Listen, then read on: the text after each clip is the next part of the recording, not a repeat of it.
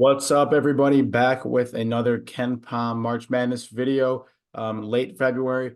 Kenpom is the best in analytics, and this is an analytically driven program. Let's get into the data here. I think these rankings are quintessential when taking, your best day to day throughout the regular season of college basketball, but more importantly, how you start to pick your bracket come March, and it's never too early to start looking.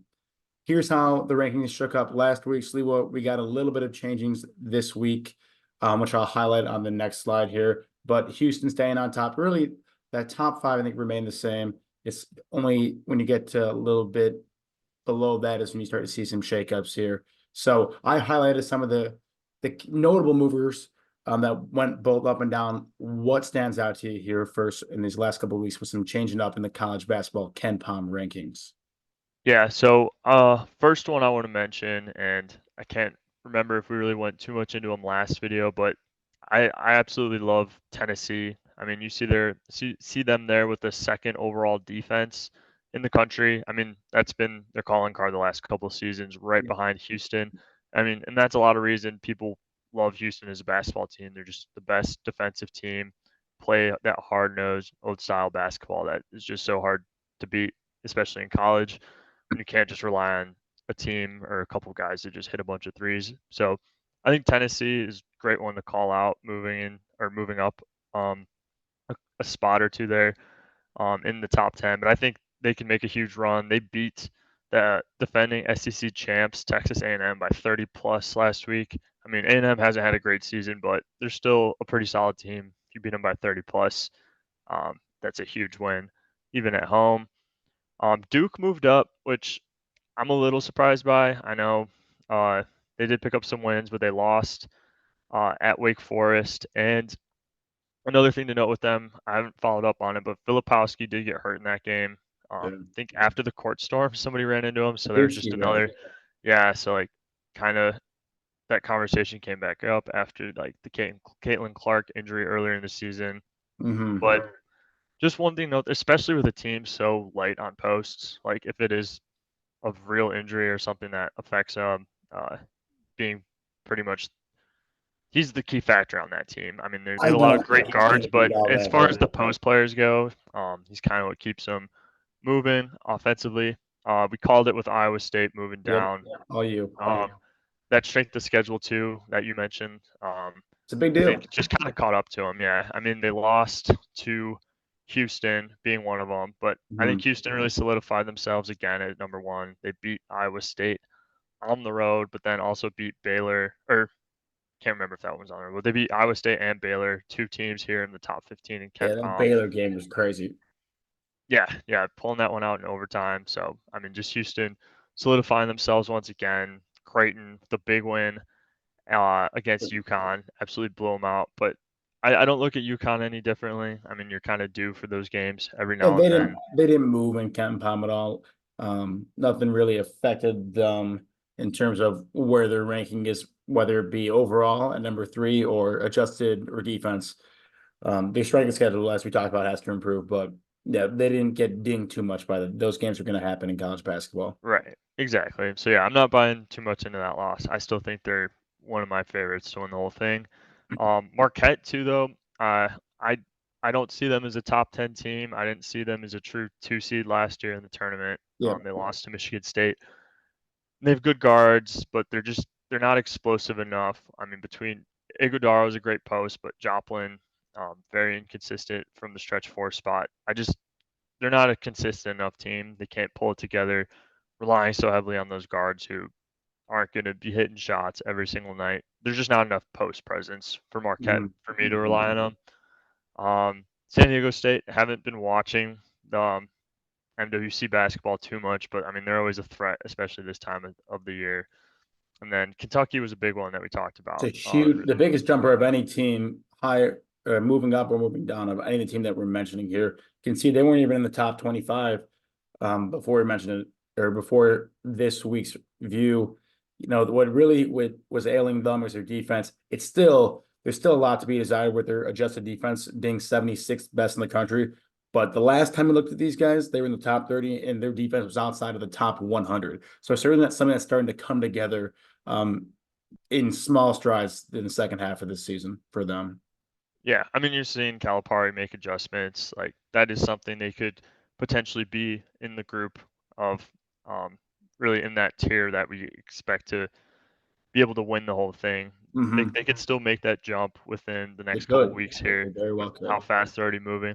But just at the same time, very interesting team to follow. They beat Auburn and Bama, which are two teams in the top 10 here.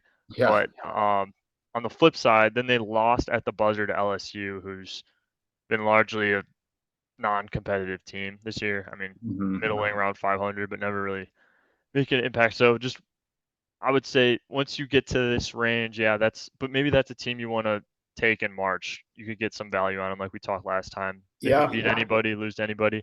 I see the same thing with BYU. They dropped heavily here, like bad losses to K State and Oklahoma State, who's been bottom feeder of the Big 12. And then on the flip side, between that last few, they also beat Baylor. So they've Yeah. shown they could beat anyone, lose to anyone. That's kind of what happens when you rely on such a great offense. You look at them both 8 and 9. I mean, Hmm. the offense isn't going to always show up. You're not always going to be hitting threes. And that's why I like to rely on defensive teams like Tennessee, Houston. You see them staying pretty solid at the top there. But Yeah. I mean, And it's great to pick a top offense when you want like a lower seed to make a run. You just yeah, all you pick gotta them do to is hit get shots hot for a few games. sometimes. But the big thing, and we talked in the last video for Tennessee, they've always been a defensive minded team. What I love seeing now is that their offense is getting from the top 25. That's something that we haven't seen with them throughout the last few seasons, and what makes me love them this year so far. Yeah, I mean I like the Dalton. That more balance there. Yeah, Dalton. That I mean he's top five in the Wooden Award finalists right now. Or I mean, Yep. they're not in the finalists, but projected at least. Hmm. Hmm. Yeah, they have that sure score that they could finally rely on. So I think, They have yeah, not I mean had. they're You a need that in complete team. March. You definitely need a guy to give the ball to. When you're down two with the final 2 minutes, you need a guy to go get me a bucket. That's been my one worry with taking a team like Houston. I mean Jamal Shed, great point guard, but he's a guy who's kind of does it all for them. Like I've said it before, but they had Sasser in the past. That's just why it's so tough to rely on a team like Houston who just dominates every category, but they don't have like that go-to guy scorer. Sasser was in the past. He got hurt. Kind of Yeah, saw how that affected them. it's a great point.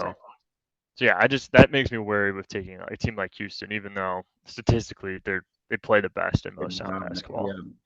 I love that type of ball they play. This good team basketball is so fun for me in college.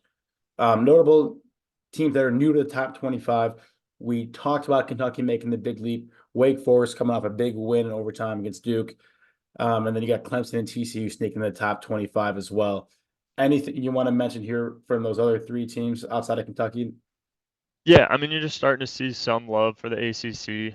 Um, the, really, none of these teams were projected to go that far besides Duke and North Carolina. It was looking like a really top heavy conference at the start of the season. Hmm. But I mean, Wake Forest, between the two transfers from Gonzaga, Efton Reed and Hunter Salas, I mean, especially Salas, he's looking like a first team all ACC player. Really? I wouldn't be surprised if Wake Forest made a big run too. They have a lot of 3-point shooters. They have size. My one thing with them is, yeah, it's mostly a thrown together team, like compared to last year to this. But I mean, they've had plenty of time to gel. I wouldn't be surprised if they made a run. Clemson, on the other half, I like them a lot, but you see there with the 53 defensive rating. Hmm. I've bet on them a few times this year. They're not a sound enough basketball team. They get hot. They have good scores, great posts even. PJ Hall leading the way, and then Joe Girard, the transfer from Syracuse. But so they have a lot of scorers, but I don't rely on them too heavily as like a team that's going to play solid basketball day in, day out. I do think you might get that from Wake Forest. And then going one step farther now to TCU, I think that's another really good team. My worry with them is they don't shoot threes particularly well, but other than that, very, very sound basketball team. A lot of experience, and I'm on them tonight, minus 2.5 Yep, let's see uh, it. against Baylor. But yeah, I mean, look at Baylor, they're 85th rated defense. I'm going with the defensive team at home. Baylor is on a losing skid, but I think TCU plays sound basketball, picks up the win in that tough Big 12 conference. But yeah, I think TCU is another team that you might see make a run, but the 3-point shooting, is one thing that worries me about them in Yeah, it's March. funny how you need to have all these different pieces to really win 6 games in a row in March. Like you have a really like obviously a good offensive team being the 26th best in the country and pretty solid defensively, and that'll win you some games in March for sure. But if you don't have great 3-point shooting, it's tough to go far in March. And you saw the Connecticut put in a clinic last year with their 3-point shooting. That was to the Yeah. extreme. But you need, a go-to scorer. You need 3-point depth. You need good defense. More importantly, you need to be battle tested in the regular season. You need so many of these different criteria. You don't have to be the best in any single category, but you do need a flavor of strength in just about everything to win it all. It's really Yeah, you try to yeah. get the science down. I mean, that's the only way you're going to win 6 straight games against top like 64 teams. I mean, Mm-hmm. you have to be good at pretty much everything because you're not like your main thing is not going to be working every single game. Exactly. You Not going to be can't hitting rely threes on every that number game. You're one not going to offense. dominate the glass every game. You Mm-hmm. might lose the turnover battle. You might lose the free throw margin. So you got to find other ways to win. Yeah, you got to lean on your second and third biggest strength and still win that game. When the opponent takes away your biggest leverage in the game, like how are you going to respond? And that's what you need to do to win in March. And that's what makes it so unpredictable too. A couple teams that dropped out of the top 25. Anything you want to say about these teams? I don't know how much of these guys are on your radar.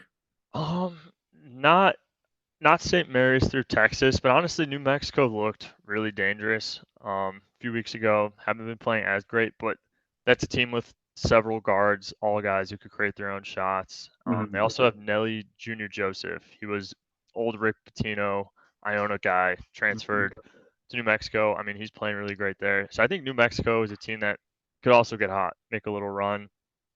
But out of those, that's the only team I really think might jump their way back in. Yeah, Dayton, um, Duron Holmes is he's averaging like 20 and 10. So when you have a guy like that, I mean, you have a good basketball team, but the rest of the team just isn't there with me for Dayton. Like I forget what conference they even play in, but whenever if they're going to play a really good team with a great post defender, they're out of luck. Like yeah, yeah. Deron Holmes, you take him out of the game. They don't have the other guys to run, but yeah, I would say New Mexico. I wouldn't be surprised if they jumped back in, but the others, I don't really see making too big of a jump. Gotcha. Well, as you know, Sliwa, I'm always looking at, we've compiled, Kenpom's been around for 20 plus years, and I've compiled all the data for that and looked and always trying to look with this Kenpom ratings, what teams can feasibly win March Madness given historical trends.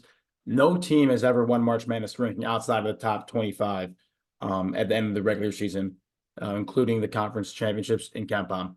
For offense, no team has ever won being ranked worse than the 37th best adjusted offense. Same goes for defense. No one's ever ranked outside of the top 38 defensively. And as we talked about, strength of schedule does matter. It's the reason why, no matter how good those Gonzaga teams always were, they never got it done. They weren't battle tested enough in the regular season. And that's why no team outside of a 45th best strength of schedule has won. So I'm always looking at what teams qualify with this criteria.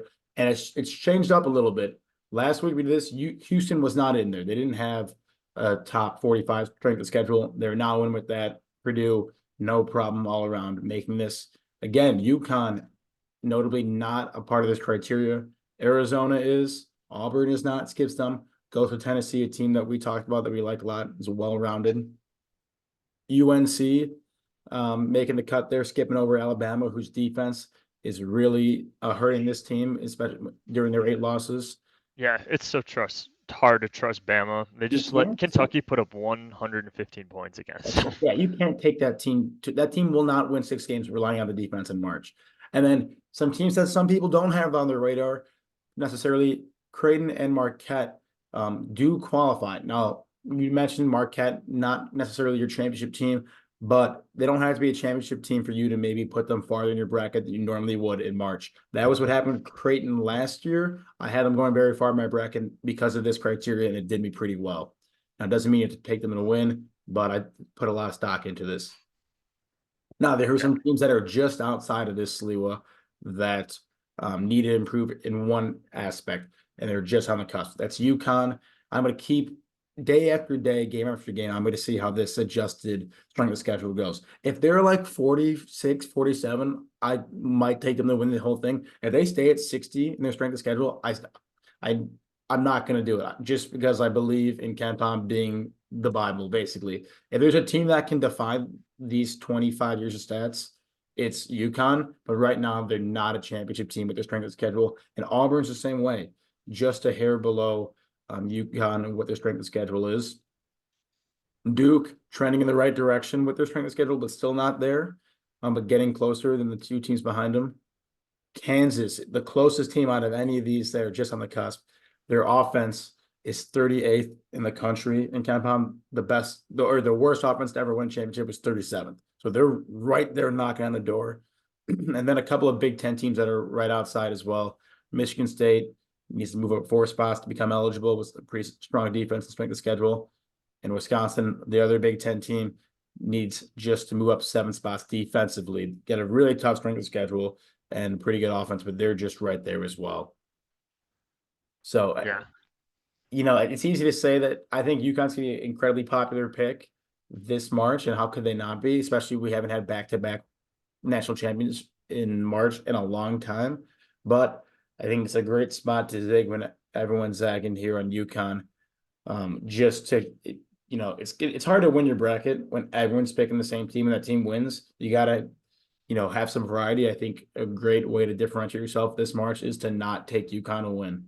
Doesn't mean you don't make them go far because they're a great team, but by this, like I just can't do it. You know, I wouldn't. UConn wasn't really necessarily on my radar as the 4 seed last year until I did this analysis, and I'm going to keep rolling with Kenpom and his, just huge database of stats in college basketball going back to right around 2000. Yeah. No, I mean, I yeah, it know makes you're it. all over him. I know you're all over him. I still love them. Hard I not like to. Auburn a lot too, but yeah, Auburn, I love a little Auburn. less high on them the last couple weeks. Just, I mean, a couple of loss here or there, but yeah, I don't know. Auburn's a tough team for me to read still. I think Kansas here, having them at 15, and especially just indicating that their offense needs to improve a little bit. I do think that that does shed some light on this team's weakness. Hunter Dickinson, really good player, but he's also been a front runner his whole career. Like when things aren't going his way, he's not really going to be the guy to rally the team. Agreed. Just come back from behind. He pouts. He He's complains to the a refs. powder.